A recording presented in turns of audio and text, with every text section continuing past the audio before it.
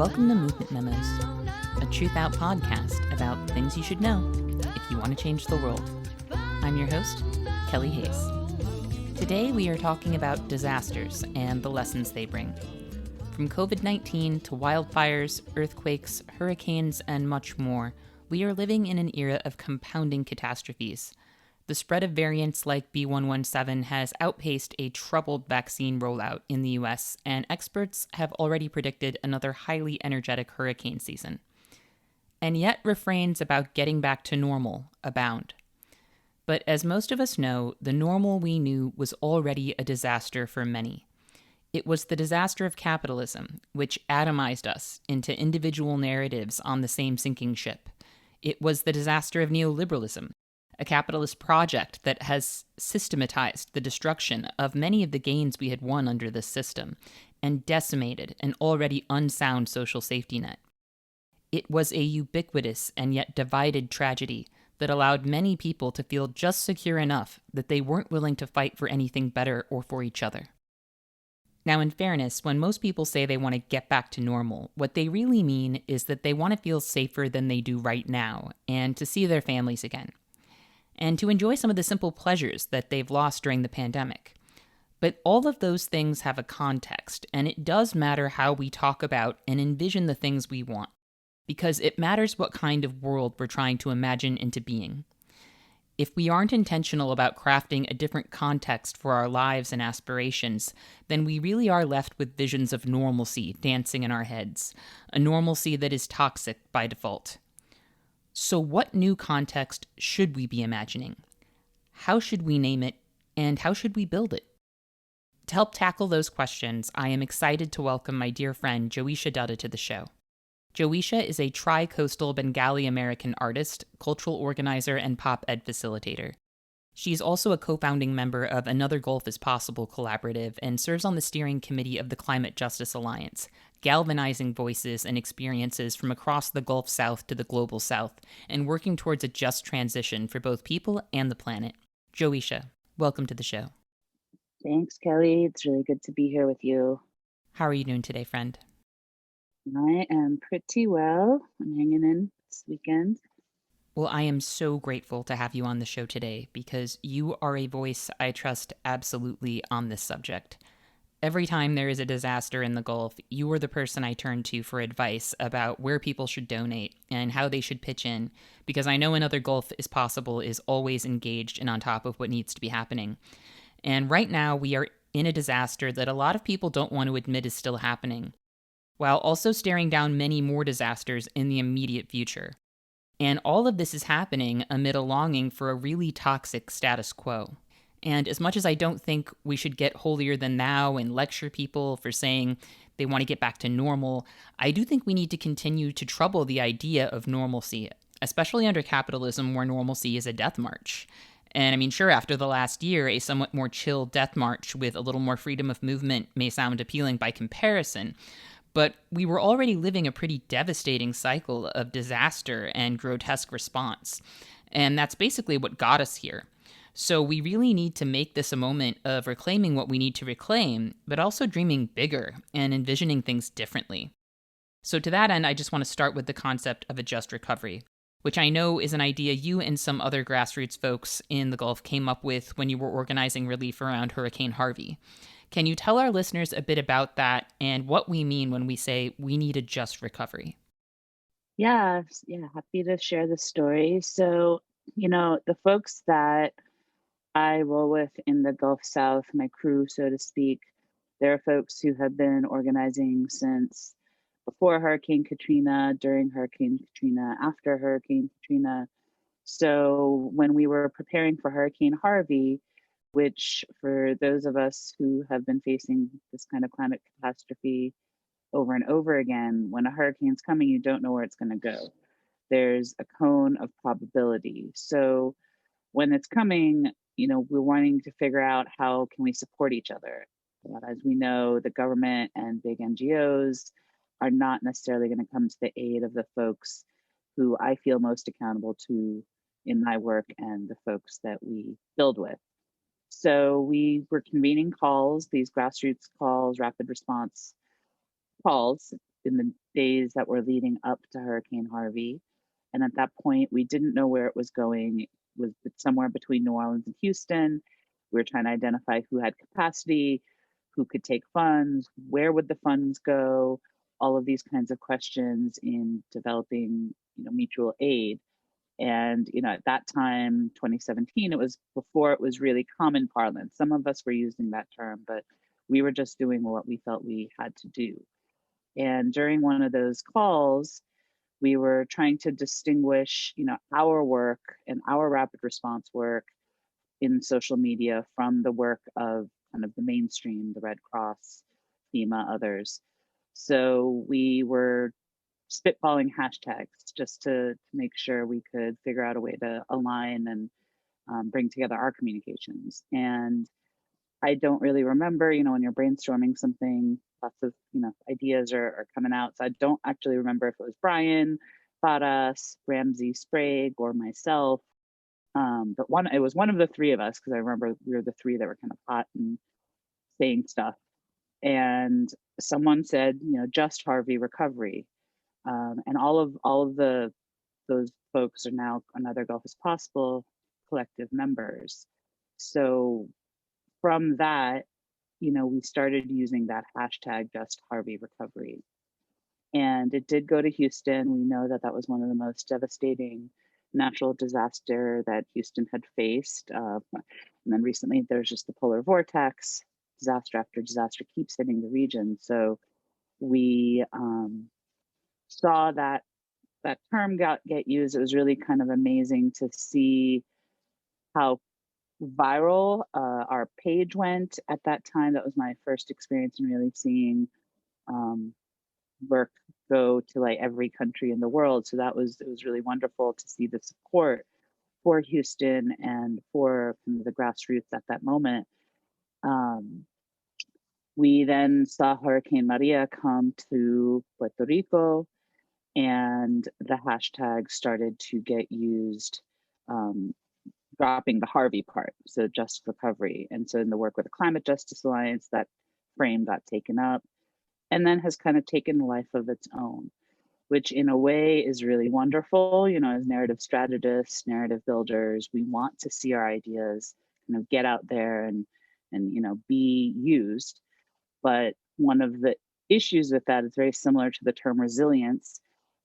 Just recovery has now kind of been taken and is at time being used by the very forces that we created the term to counter.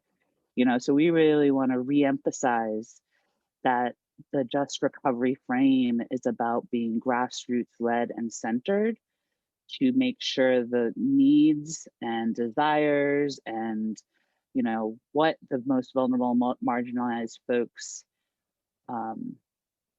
are really requesting in times of disaster is what is being met. The needs that are being met are not being determined by other people, and that we're really centering folks, talking and being with them, and at times it's us ourselves, right? So the whole idea of mutual aid is not that somebody is coming from the outside, that we figure out ways to help each other, because the Red Cross, FEMA, all of these folks are not connected. They don't know, the groups that are really helping folks. They don't know, the grandma down the street that is gonna, need to make sure that a generator gets to her because she's on oxygen, those kinds of things that you need to know to really support your community in these times of disaster. So that's kind of that immediate response moment. And so we really want to see the whole just recovery model is shifting from this aid, extract, displace, disaster capitalism model to a really radically new, different way of thinking about how we approach disasters, which are going to continue to come, right? They're not stopping. Grounded again in what people need, finding the resources, the tools, building, support, creating brigades to get folks recovered, to rebuild their homes, their workplaces, their places of worship, the places they play, to get all of that rebuilt, so that at the end of the day, they're not displaced, they're not thrown out of their community, but they're actually stronger, better than they were in the past. And I think sometimes there's the stronger together, all these hashtags that happen after a disaster, but we see the same patterns over and over.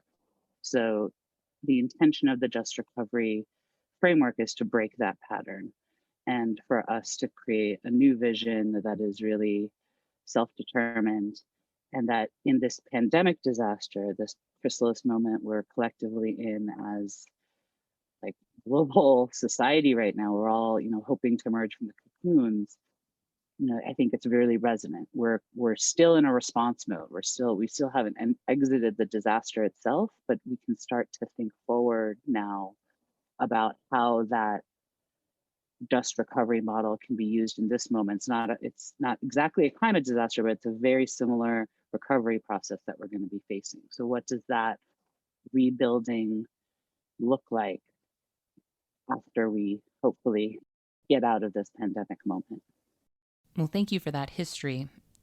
And speaking of those brigades, I also know you were in Cuba during Hurricane Irma, and you witnessed something very different than we see here in the US when a hurricane hits. Can you say a bit about that? Yeah, I was in Cuba during, well, Hurricane Maria was approaching, but Hurricane Irma, I was there for the kind of approach, the impact, and the aftermath.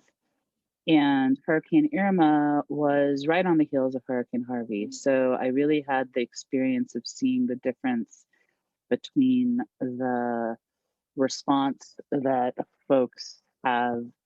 I was there, and it feels like every time there's a hurricane in New Orleans, people just really have complete meltdowns. They freak out. They're running around trying to get groceries, trying to get sandbags, trying to get all the things.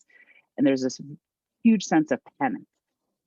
People in the same things you kind of have to do, but there's always this panicked feeling that resonates throughout wherever you're going to get your stuff. You feel everybody else is really nervous, panicked. People are calling each other. And so I noticed when I was in Cuba, it's hard to communicate. I started getting all these texts from my friends and, people trying to be like, are you okay? Is everything okay? Because it was it's a Category 5 hurricane that was approaching.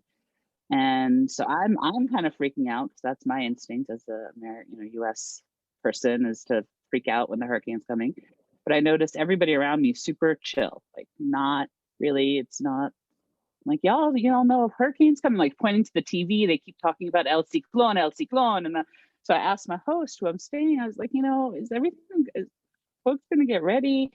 And they were like, don't worry, people will do what they need to do. And then sure enough, it was like people went through their whole work day, 5 o'clock, hurricane's coming. They just started to put the machine into place to get ready. And you saw all these folks helping each other, right? Like at that point, I'd been there for about a week. So I'd gotten to know the folks, around me, and saw like this shopkeeper helping that shopkeeper to take their signs down. It's just the whole community came together to make sure that they were prepared for the hurricane to come. And around midnight that night, the hurricane came. It was a Category 5. It was extremely intense, really scary. I didn't know what was going to happen. Obviously, power went down, all that sort of thing. But the next morning, it was just, everyone went out. There was flooding. People were cleaning up all the debris. It didn't take the direct impact where I was. The direct impact was further north on the island. But I heard nobody, I think maybe one person might have been injured, but nobody died in that hurricane. They were able to evacuate everybody from the place of direct impact. And one of the reasons for that was Cuba has developed the infrastructure to support people, to make sure people are cared for after the hurricane happens. And so while it's government coordinated and the government creates the infrastructure, the people themselves kind of implement that infrastructure. And really the biggest part that struck me was this brigades concept, and that each place has brigades, people who are volunteering to come together, take care of each other, evacuate, clean up, build, help people put their houses back together, whatever is needed. And that I was just reflecting how effective that kind of model is. Cuba is not a highly resource rich country, but the way they develop that community infrastructure, the mutual aids, it reduced that feeling of being isolated, that fear of not being taken care of losing everything that you have. So people approach to the disaster was so different, and it really stuck with me because we're not in a place for that yet. I'm thinking we're closer than we were before, but I continue to ask myself, how can we create those kinds of structures here in the United States? And it might not come from the government right now, but I think at this point we can do it ourselves. So how do we do that? Create those kinds of support networks, those brigade models, and really, really inspired by Cuba, and that has continued to resonate. I am likewise inspired. It seems like so much of the suffering we experience in the wake of these disasters is rooted in the fact that we rely on authority. Authority that doesn't give a damn whether we live or die to rescue people, as opposed to having that kind of organization that you describe. I know here in Chicago, it was my dream for 2020. What I wanted to do with the last year was work on creating community response teams for climate catastrophes and kind of help create those spaces as planning spaces for how we can help each other in crisis, which I think would also ultimately create space for discussion and for political organization among people who are activated on behalf of each other's survival and well being. And then, of course, the pandemic hit, and there was a bit of a scramble in all directions, including the formation of mutual aid pods. And I personally had a lot of varying demands placed on my time as an organizer and as a person whose health was sort of in collapse. But last spring, once the reality began to set in for folks, we saw waves of participation and generosity. We saw a lot of things, but we also saw a lot of projects nationally that didn't sustain over time because we didn't have the time put into building the infrastructure that folks needed to sustain some of the work that was happening. I really hope more people will pick up Dean Spade's book, Mutual Aid Building Solidarity During This Crisis and the Next, which provides a lot of really great how to and practical advice for people who want to build out sustainable work. Because our projects really need established protocols around things like how conflict gets resolved and how money gets handled and how we navigate difference and harm when they arise, because these things will always come up. Yeah, I think it's a really good point on sustainability and mutual aid, because I think it's really easy to burn out, to want to always be the shiny ball, and I think that's a kind of syndrome the movement suffers from, that we need to figure out how to not create conditions where we just elevate one person or one group, and then that group or that person has conflict with another group, then that they don't get funding, right? Like, we need to figure out a more mutual aid approach to our own organizational slash movement infrastructure, where we can rotate in, we can rotate out, we can give people the time that they need to replenish after really hectic, hard times, and not just expect the same people or the same organizations to be the ones who are, constantly um, expected to do everything, and then if they get it wrong, we, you know, put them under fire and then throw them away, right? It's not that way is not a mutual aid or regenerative way to approach the work. So I think this concept of mutual aid, to not just think about it in a individualistic way, but to start thinking about it even in terms of the infrastructure we're building for the work itself. I am just going to briefly interrupt us with a pre recorded fundraising appeal because Truthout is a nonprofit news publication that has thus far survived the decimation of independent news. But we can't create independent news on a corporate landscape without help from readers and listeners like you. So if you're enjoying the show, please consider heading to truthout.org to make a donation today. I want to take a moment to talk about the role of the prison industrial complex and carcerality in these disasters. Prisons, jails, and detention facilities are basically disaster zones of capitalism, even on their best days. For one thing, we have often seen prisons touted as vehicles for new economic growth in areas where coal mining, mountaintop removal, and other highly toxic work has bottomed out, which leads to terrible health outcomes for imprisoned people who are trapped in those toxic environments, and of course get next to no medical care. All of that is routine, but during climate catastrophes and during the pandemic, we have seen unthinkable levels of suffering and mass death play out. I'm thinking about the prisoners who were left behind in Orleans Parish Prison during Hurricane Katrina, and how the city itself became a prison for people who were trying to escape after the storm, with Gretna police officers firing shots over the heads of refugees who were trying to leave the city on foot.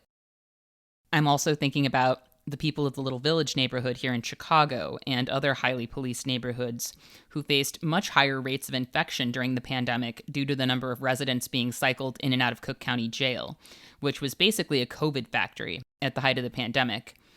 In Little Village, of course, we also saw Chicago Mayor Lori Lightfoot greenlight a demolition project during Shelter in Place that basically engulfed the entire neighborhood in a toxic cloud of smoke, while people were not only not being evacuated, but under orders to stay exactly where they were, which to me is disturbingly reminiscent of the way imprisoned people find themselves trapped inside of toxicity and disaster, and the way the folks in New Orleans found themselves trapped after Hurricane Katrina. I think it's crucial that we make these connections because in an era of constant crisis, we will see more of this kind of thing. And right now in Chicago, we are seeing the Final Five campaign, which is a campaign largely shaped by young people that's dedicated to the closure of the Final Five youth prisons in Illinois, teaming up with the youth-led campaign to stop General Iron from installing a metal shredder on Chicago's southeast side. And there's a real recognition there between the violence of incarceration and the violence of environmental racism. My friend Olivia Blocker, who's the campaign manager with the Final Five campaign, shared some thoughts with me recently about the show of solidarity between the two groups. And I just wanted to take a moment to share a few of her words if I could. She said, "I think about how spaces that lack life-affirming resources due to generations of disinvestment are more easily exploitable by polluters and prisons. Even if the General Iron facility is being built in an urban setting and most youth prisons are built in rural settings, I think both in their own ways are spaces of isolation and resource deficiency. Lincoln, Illinois' main economic resource is prisons. In both cases, these prisons and polluting industries move into desperate communities with the full political backing of aldermen, legislators, and mayors to exploit a labor force with few options. I also think an undercurrent of all of this is the fundamental idea of who was deemed disposable. Both Stop General Iron and the Final Five campaign seek to protect Black and brown youth and forefront those voices in our respective campaigns because that is who is most impacted by pollution and prisons, and that is who the state has deemed disposable." So, Jayeesha, I know your connection to some of what I'm describing here runs deep and is very personal. So I want to get your take on this bond between carcerality and environmental racism, and what it will take to stop these acts of devastation and, in some cases, annihilation. Yeah, I think it's a really important connection to make. Living in Louisiana, where we are the highest incarcerated state in the highest incarcerated country on the planet, and where plantations once were, prisons now sit in Louisiana. So, yeah, I think that this fundamental model of extraction that our society is based on, that capitalism is based on, really resonates in terms of how in Louisiana there's this reflexive instinct to extract. And that extraction, one of the ways that that extraction happens is taking people out of their communities, incarcerating them, and then basically forcing labor. And the prisons, as you know, in Louisiana are really horrible. But then we look at the situation of the oil and gas industry, and it's a consistent form of extraction that we also demand from the earth.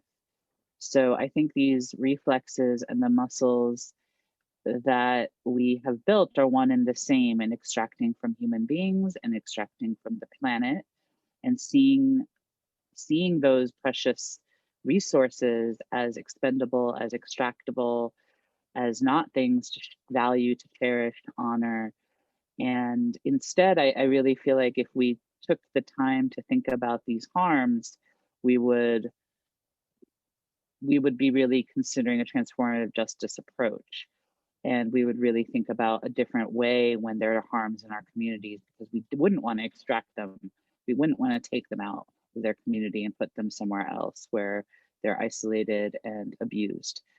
So, in this fundamental shift, this whole idea of just transition and seeing just recovery as a bridge to just transition, we have to reconsider that instinct and that reflex and the urge that folks have to just take and extract, and just thinking about what it would mean to be regenerative, how to be more considerate of the value and inherent worth of every being and every precious resource that we have, and really thinking and valuing every living being, and that in that we would be finding a more balanced and symbiotic way to live with the planet and with each other.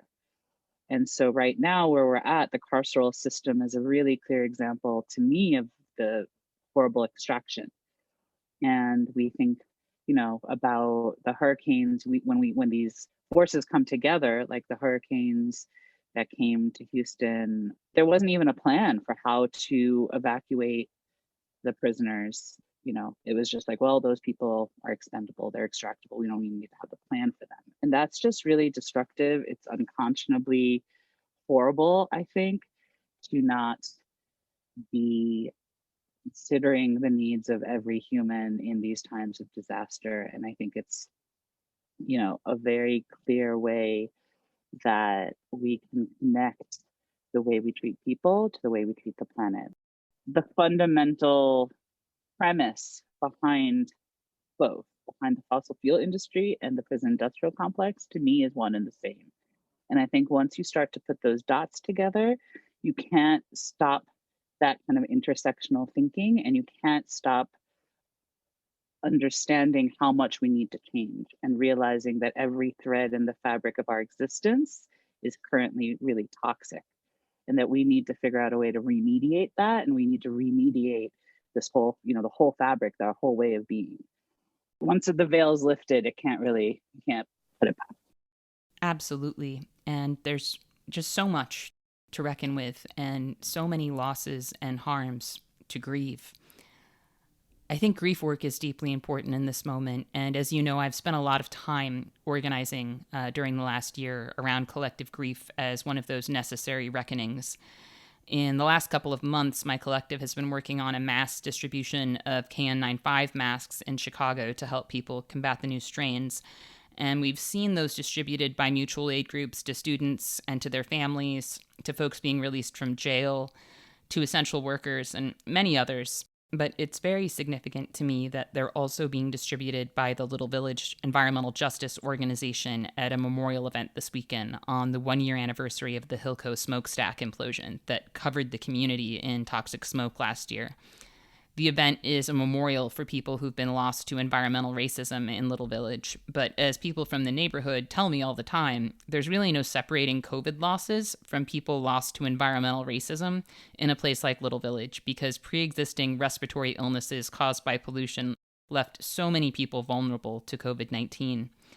The masks that are being shared at the event will actually be some reusable N95 masks we acquired to give people some ongoing protection. And I think that tying our survival of environmental violence, COVID-19, and state violence together with our grief over those things in an act of mutual aid is really powerful. And it makes me wonder how else we might bind together those ideas and intentions in our work. Yeah, I think the grief holding space, along with or combined with the healing work that needs to happen, are really present for me personally. I know that's the direction my work has taken. I am currently working with the Wind Call Institute, which is an organization that's been providing residencies for movement organizers for over 30 years. And I'm an alumni of the program. And after experiencing kind of 3 weeks of rest, the gift of rest that program gave me in 2019 really kind of changed me forever pre-pandemic. in realizing how much I needed to shift my approach to the work and how much the scale up of kind of healing justice approach was necessary.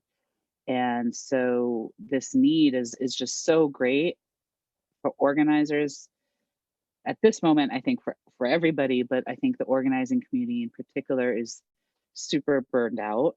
And Yes. we So really burned need out. to, yes, we really need to think about how to hold the space for folks who are taking care of our communities, who are doing what has been needed for the last 4 years, for last generations, but particularly in the last year, that we need to recognize how much people have been holding, how much they've been holding for their families, for their communities.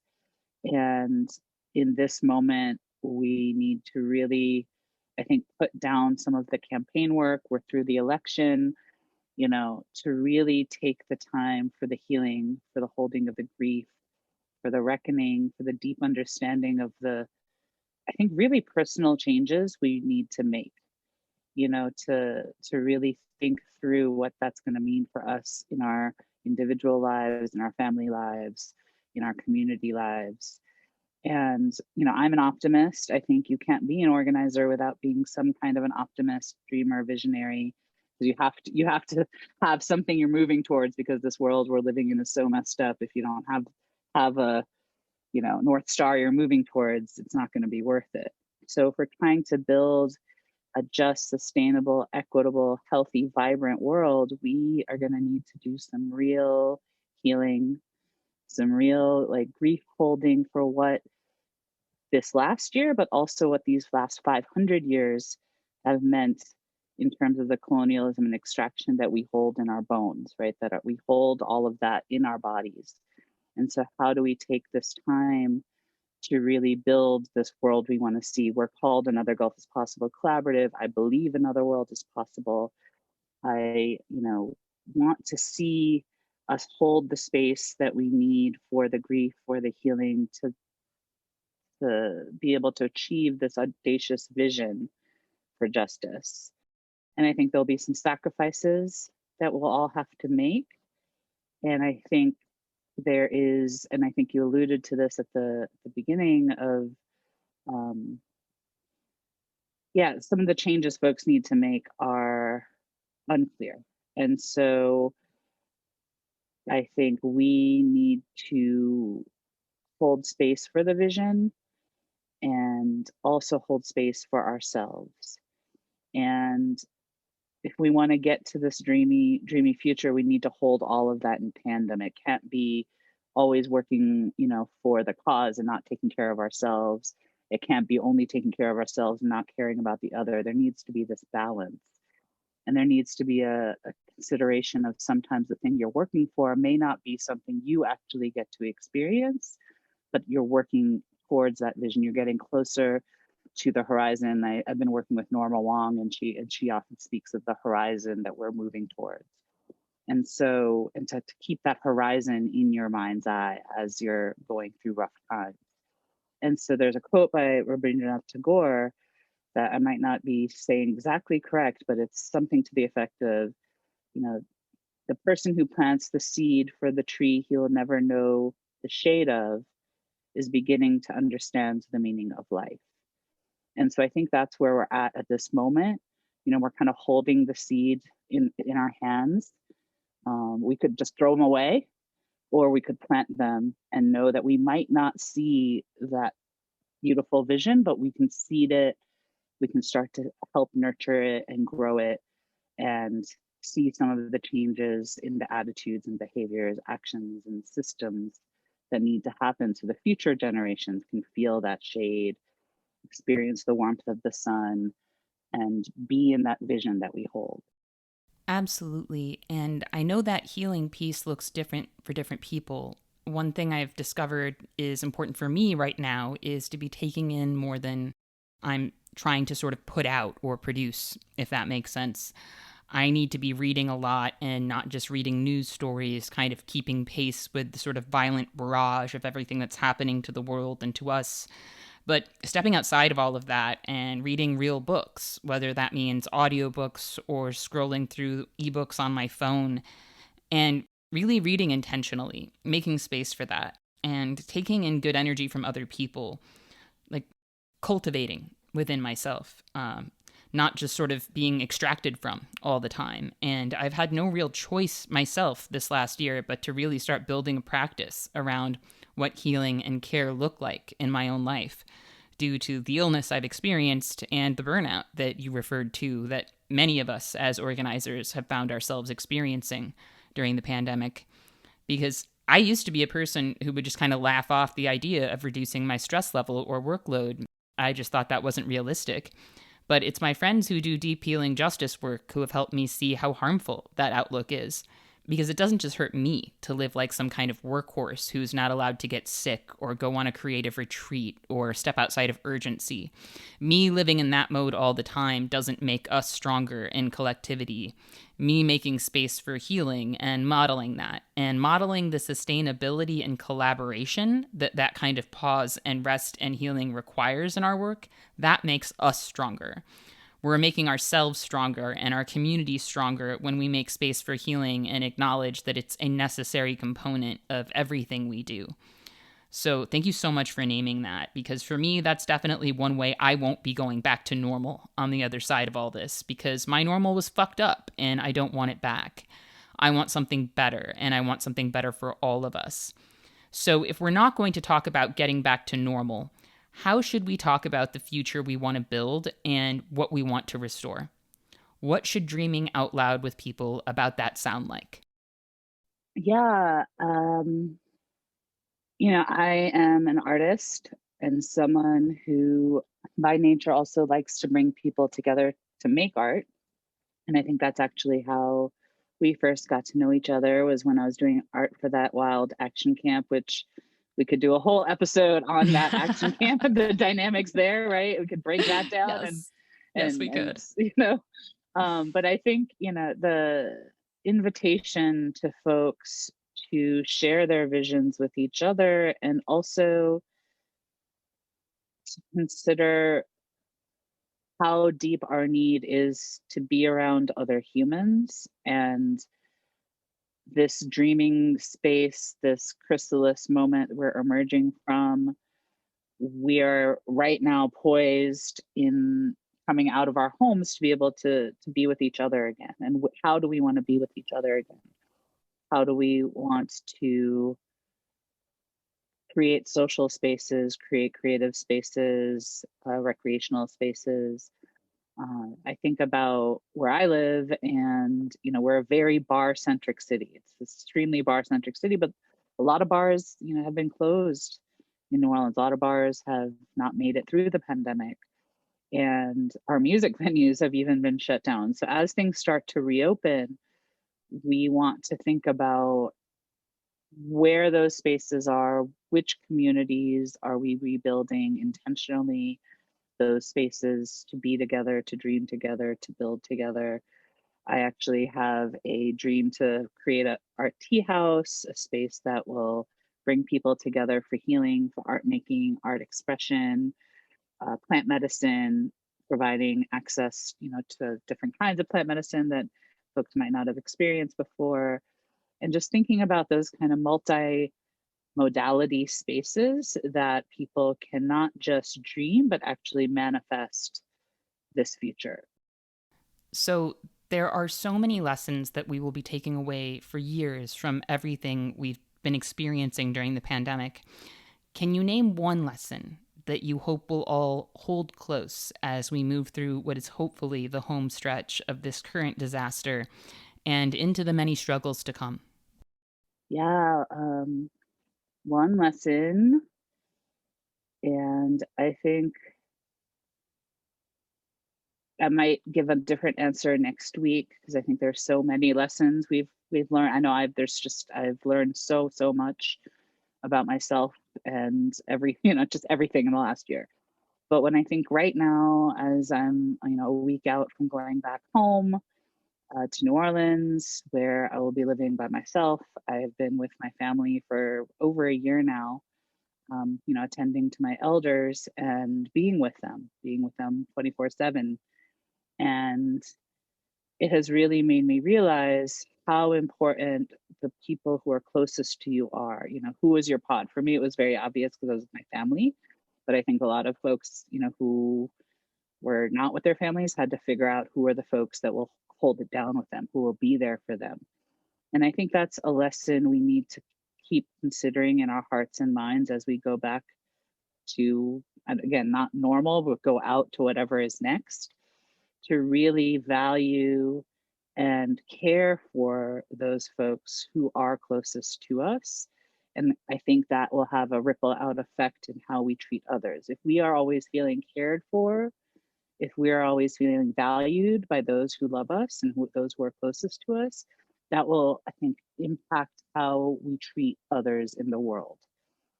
And I'm really hoping, even though I will be physically not as close to my parents for a little, and honestly, we're reconsidering our whole family structure. We all might move so we can be together again. And I think we'll also see a lot of those kinds of moves happening. I think people will be shifting their lives to make sure that they can be closer to the people they care the most about. Because at the end of the day, that's what really matters.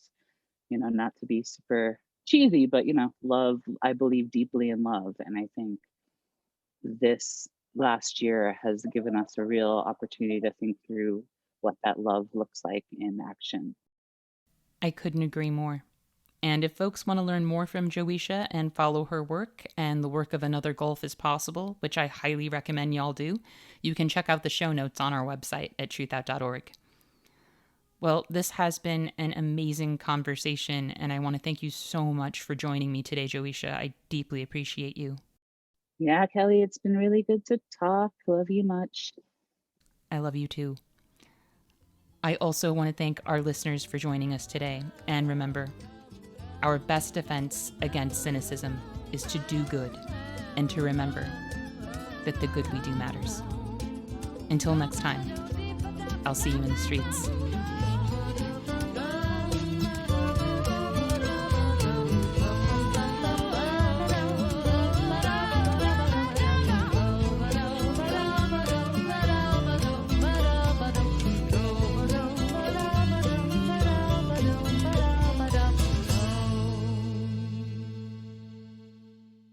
Thank you for listening to Movement Memos.